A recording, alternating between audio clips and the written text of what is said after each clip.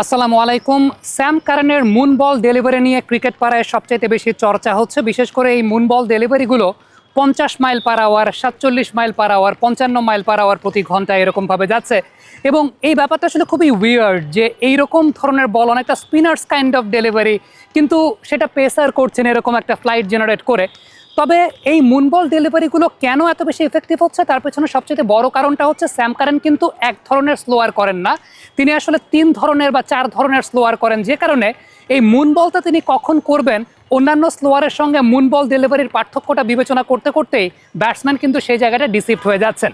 একটা এক্সাম্পল দেয় যে ইন্ডিয়ার এগেনস্টে তিনি আসলে কেমনভাবে মুন বলটার এফেক্টিভিটি কার্যকরটা ওইভাবে জেনারেট করেছেন।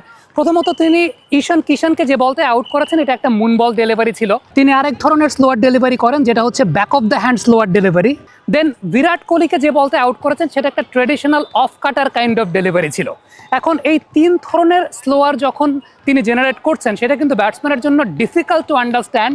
বিশেষ করে টি-20 ক্রিকেটের যুগ, এই সময়টাতে দেখা যায় যে ব্যাটসম্যানের ইন্টেনশনটাও অনেক সময় থাকে যে শর্টস খেলবেন বা ওই শর্ট খেলার দিকে, এবং শেষের দিকে ওয়ানডে ফরম্যাটটার শেষের দিকে কিন্তু এই টাইপের মুন বলের ইফেক্টিভিটিটা অনেক বেশি থাকে, কারণ তিনি অনেক ধরনের স্লোয়ার ডেলিভারি জেনারেট করতে পারেন। মুন বলটাও করে থাকেন, back of the hand slower ডেলিভারিটাও করে থাকেন, আবার traditional off cutter kind of slower ডেলিভারিটাও করে থাকেন।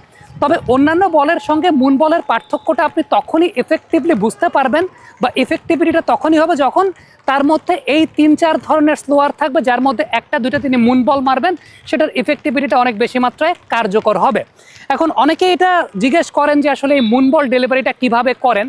আমি খুব রিসেন্ট টাইমসে ডমিনিক কর্কা এবং সাইমন ডুলের একটা ইন্টারভিউ দেখছিলাম, যেখানে স্যাম কারেন ম্যাচের আগে ডমিনিক কর্কের সঙ্গে কথা বলেছেন এবং সেখানে তিনি আসলে ডিকোড করার চেষ্টা করেছেন যে কিভাবে এই মুন বল ডেলিভারিটা করেন। প্রথমত আমি গ্রিপ নিয়ে যদি কথা বলি, নর্মাল পেস বোলার্স গ্রিপটা যখন এইরকম হয়, মুন বলটার ক্ষেত্রে গ্রিপটা আসলে এইরকম। খেয়াল করে দেখেন, এই যে এই ভেতরে আসলে বলটাকে ঢোকায়। মুন বলটা যখন স্যাম কারেন করে থাকেন এই ভেতরের দিকে তিনি বলটাকে ঢোকান, এবং আফটার দ্যাট তিনি যখন বল করেন তাকে ডমিনিক কর্ক জিজ্ঞেস করেছিলেন যে বল করার সময় তার লক্ষ্যটা কি থাকে। তার লক্ষ্যটা থাকে as much as fuller as you can, অর্থাৎ যত বেশি ফুল লেন্থে আসলে বল করা যায়। It's very difficult. আমি কয়েকটা এই শুটের আগে চেষ্টা করে দেখেছি যে সময় কিন্তু চলে যাচ্ছে, কারেন্ট বিলটা দিও। নিও নিও তার মানে তো পরে। হাতে যখন নিও তখন বিল পে, ফান্ড ট্রান্সফার অথবা সেভিংস সবই হবে টেনশন ফ্রি। আপনি বলেন দিও, এমটিভি বলে নিও। একটা পেস বোলার আসলে এইখানে এইটার ভেতরে বলটাকে ঢুকিয়ে আসলে ডিফিকাল্ট। আমরা একটু ট্রাই করার চেষ্টা করি, আমি আপনাদের সামনে একটু দেখানোর চেষ্টা করি যে এই টাইপের বলগুলো ক্যামেরাটা এই পাশে চলে না আসলে পরে দেখানো যাবে না, তো দর্শকদেরকে আমি দেখাইতে পারবো না। এই পাশে চলে আসবে, আমার পেছনে চলে আসবে ক্যামেরাটা। আমি যদি একটু দেখাই যে মুন বলটা যদি এইভাবে ধরে, এইভাবে যদি মুন বলটা ধরে, ডিফিকাল্ট, মানে pace bowling point of view থেকে আসলে করাটা খুব ডিফিকাল্ট। অনেকটা এই ধরনের পুরোপুরি হয় নাই, মানে স্যাম কারেনের মতো ফ্লাইটটা জেনারেট করা হয় নাই। আরেকবার একটু যদি দেখি যে ওই রকম ফ্লাইট জেনারেট করতে পারে কিনা, ডেফিনেটলি এটা তিনি অনেক প্র্যাকটিসের মাধ্যমে তিনি করেছেন। ভেতরের দিকে যদি ঢুকাই অনেকটা এরকম,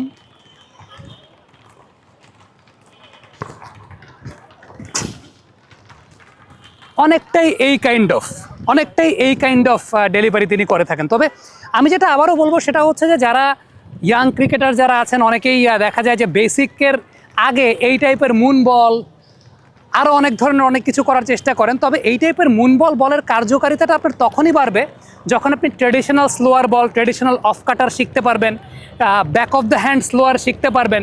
দেন আপনি যখন মুন বলের মতো বল করবেন তখন সেটার এফেক্টিভিটিটা অনেক বেশি মাত্রায় হবে, যেটা ইন্ডিয়ার এগেনস্টের ম্যাচটাতে আমরা যেমনটা দেখতে পেয়েছি যে ঈশান কিষানকে উনি মুন বল ডেলিভারি করেছেন, কিন্তু তিনি আরেক ধরনের স্লোয়ার ডেলিভারি করেন যেটা হচ্ছে back of the hand slower delivery, সেটাও তাকে করতে দেখা গেছে। বিরাট কোহলিকে যে বলটায় তিনি আউট করেছেন সেই বলটা একটা ট্র্যাডিশনাল অফ কাটার ছিল। তো আপনি যখন শিখবেন, আগে আপনার বেসিকটা যখন পুরোপুরি কমপ্লিট করবেন, দেন আপনি এই টাইপের মুন বল বা অন্যান্য ভ্যারিয়েশনে যাবেন, সেটা আপনার জন্য অনেক বেশি মাত্রায় এফেক্টিভ হবে।